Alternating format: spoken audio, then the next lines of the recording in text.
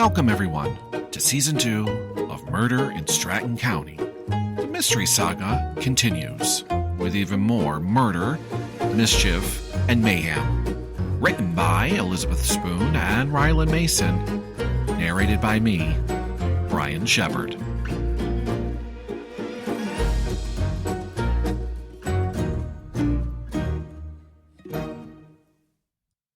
Episode 15. Merry Christmas. Mind the blood. The morning sun was just peeking its head over the mountain, which caused the white snow to gleam like shattered bits of glass. A few flurries would blow around, yet it would seem the storm had passed. Finally. If you're listening, then good morning to you, as it's 7 a.m. You're listening to 96.2 AM radio here in upstate New York. Now, here is the weather with meteorologist Barney Wilson. Good morning, Barney. The sun is finally out. What can residents expect today? Thanks, Roy. Boy, what a storm we just had. Total numbers are coming in just shy at 2 feet. Temps rising a bit to -14. Today, expect a high of 2. And tonight, more snow moves in, and Stratton, along with surrounding areas, can expect up to 8 more inches. Oh, you old fool. Always giving bad news. More snow? Just what we need, Brian said as he entered the dining room, listening to the AM radio that was on. Power still had not been restored to the town. Good morning to you, too, Ryan said, as Brian came up to the table. He found a place next to Dubie, who was munching on some bacon and eggs. Even though Brian had been inside Ryan's home before, he had never been in most of the rooms, just the entrance and morning room. Now he's seen the library and dining room. He's always wondered what the house looked like inside, as his family had stopped conversing at some point. Ryan's home was beautiful, in all original furniture, it would seem, along with the art and decor, right down to the doors and windows. Every room so far matched in colors with the decor. He was starting to notice that his home was lacking. Royal blue. My, Ryan, what a bold choice for a dining room, Brian said as he reached for the kettle, pouring himself some coffee. It was all here when I moved in, so I decided to keep it, as it's my favorite color. Also, I don't need to upset my roommates. Yes, well, let's not get into that right now, holding up a finger to Ryan, who was about to speak. No talk about that, and I know you're wondering about the room last night. I remember you telling Bradley you have yet to see that room, Brian said with a smirk. That is a conversation for which another book will come out by that blasted Mason author, I'm sure. I swear he reads our paper, and that's how he knows what to write. I doubt that. So, what about this Grinch everyone is talking about? Why would the killer choose to be known by that? Totally ridiculous, if you ask me. Yet, I don't know, and it bothers me that someone is still trying to get rid of me. Yet, if you notice, I'm still here. Why torment me? Brian said, as he sighed, playing with his eggs with his fork. While everyone was cozy eating breakfast, the plow truck had finally made his one sweep down the road, trying not to get stuck himself. Jordan had already made it out of the house and down the driveway, thanks to the guy he had hired. He would soon make his way to grab Brian. Christmas was very close, and the decorating committee did a fantastic job decorating the main street and choosing the town tree, which resident Clive Anderson graciously donated. The lighting ceremony was scheduled for tonight. What are we going to do if the snow returns?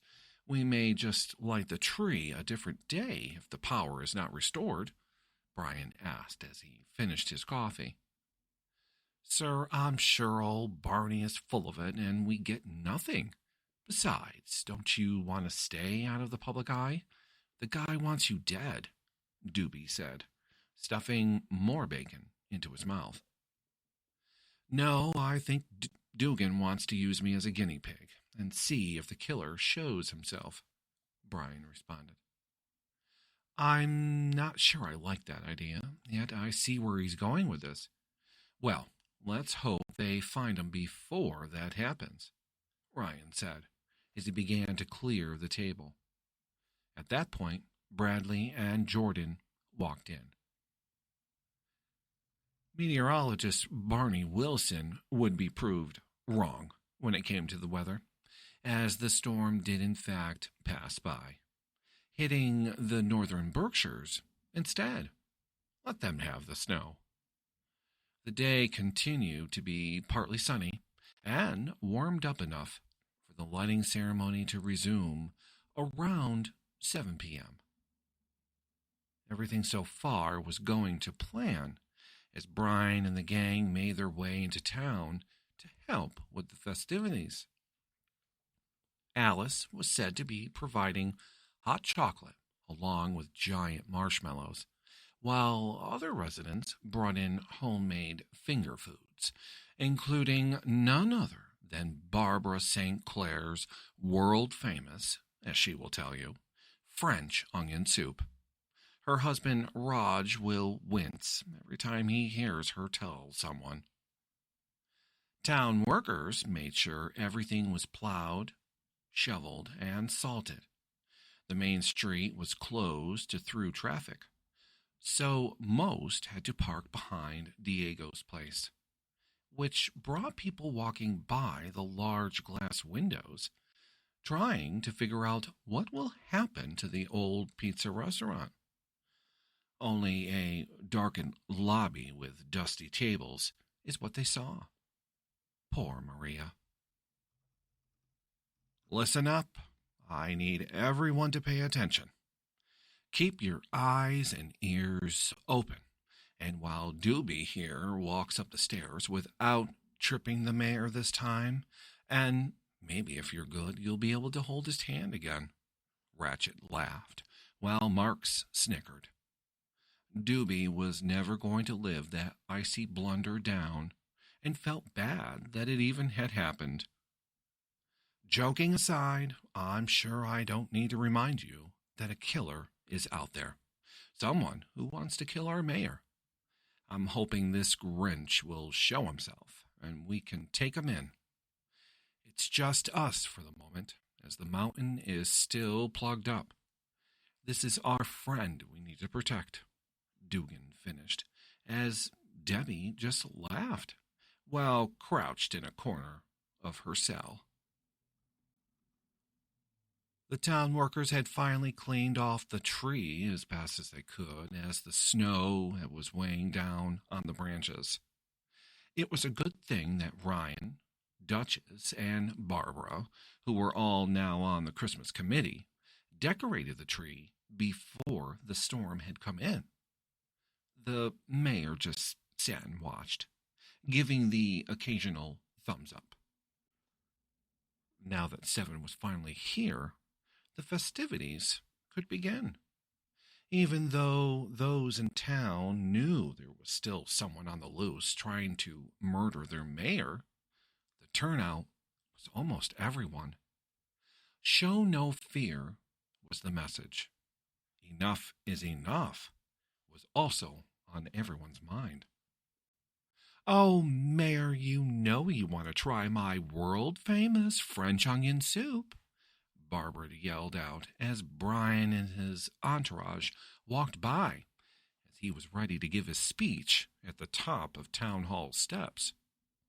Most of those who came with goodies and offered drinks had tables set up in front of the shops. There were only 2 this year. No, he wants to try my grandmother's secret Italian lemon cookies, said a stranger, who Brian did not recognize. Standing at a table next to Barbara's was a tall, middle-aged man, slick black hair, an eye-catcher, for sure. "I'm sorry, and you are?" Jordan asked as they all stopped. Brian now not sure if he should reach for the lemon cookie or not, as Jordan kind of stepped in front.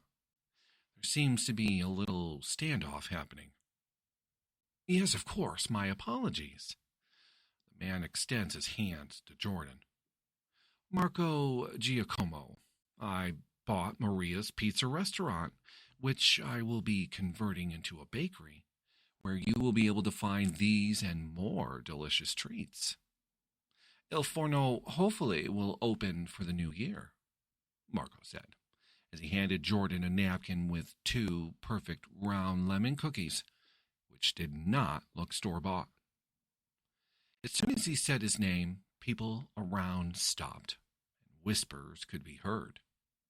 Who is Marco Giacomo, and how did he get into town without anyone knowing? Everyone was puzzled and excited about a bakery coming to town. This, however, had poor Barbara worried. "Thank you, Mr. Giacomo. We look forward to the oven opening and adding to our growing downtown." "Oh my God, Jordan, you better eat yours or I will. This is heaven," Brian said, as he and the rest started to move on to town hall. Barbara was not too happy at this and scuffed away, Raj just sitting there with a smirk on his face. Il forno, translated, means the oven, for those who thought the mayor said the wrong thing, because Dubie thought the same thing, as he looked confused walking by the table, snatching some cookies for himself. Jordan was not impressed, and of course accompanied Brian to the front of town hall, where he would ascend to the top, hopefully not falling this time. Jordan would follow behind as Dubie and Marks stood on either side. Get through the speech and flip the switch. That's it. In and out. "Good evening, everyone, and welcome to the Stratton Christmas lighting," Brian started off to speak, as residents began to crowd in front of him. His speech wasn't going to be that long. Sheriff Ratchet, who was in the back of the crowd, told Brian to keep it short. Less time in the open, the better. Brian didn't have to think twice about that, and just simply had Ryan cut the speech in half. Claps, laughing, and cheers were all heard through the quick speech that was now pretty much over with. Jordan was very proud of what he had said about the spirit of Christmas coming to Stratton to help heal the bad that had happened, hoping for a grand new year. Brian was given the signal that it was okay to start the 10-second countdown and to pull on the steampunk-looking lever to then light up the entire town, including the tree and star. The star being the main focus this year, as the mayor spared no expense and ordered a star made completely out of crystal. And an additional plug had to be added just for the wattage. The countdown had started, and he could not wait to pull the lever and light the town with holiday cheer, damn the Grinch, and whatever plan he had. 3, 2, 1, and lever down. Lights began to light up around town buildings, lampposts, and finally the tree. As the lights spiraled around the tree, the star began to glow, and when the tree was finally lit with its thousands of LED lights, the star was brightly lit. Oohs and ahs could be heard as the main street of Stratton looked like a winter wonderland, peaceful and beautiful. Until the lights on the Strand began to pop and spark, one after another, all the way up the buildings and around the lampposts, until finally the tree, where every other light continued to pop and spark, causing the tree to catch fire. When this surge, if you will, finally reached the star, it had completely blown it to pieces. Broken pieces of crystal fell to the ground. At this point, all Brian could do was just stand there in awe and shock, while everyone started to run. Brian noticed something up in the tree towards the top. Even if the flames were getting higher, there was no mistaking what he saw tied to the inside. A body.